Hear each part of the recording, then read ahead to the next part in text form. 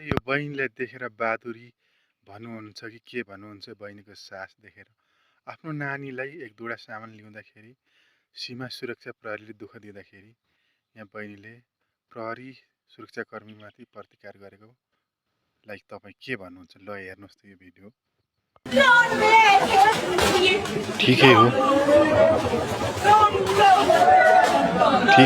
होला, लिक गरी गुरुबाले लाँदा त केही हुन्थेन, लानु दिनुपर्ने थियो।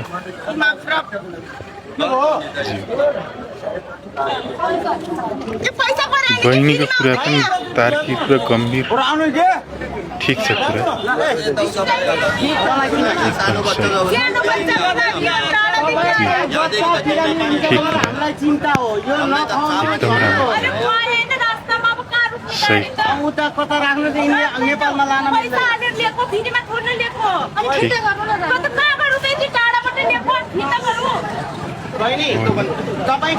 यता पनि बेच्न नदिनु पर्ने हो, त्यहाँदेखि बिहान लगाउनु पर्ने हो कि यतै उद्योग कल कारखाना खोल्नु पर्ने हो।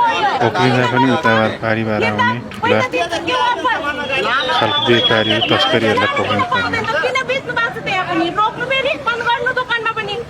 देख्नुभयो नि यो बहिनीको कुरा तार्किक एकदम धार्मिक कुरा कि यतै यस्तो कल कारखानाहरू खोल्नु पर्ने होइन।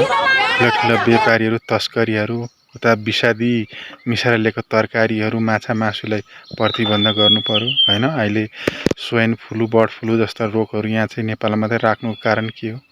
यस्ता उताबाट आउने दाना पानीलाई कडाका साथ चेक जाँच पानीलाई गर्नुपर्ने हो। तर एक दुईजनाले यस्तो बच्चाको लागि मिठाई कुरकुरे ल्याउँदा चाहिँ यसो गर्नु चाहिँ ठिक होइन जस्तो लाग्छ मेरो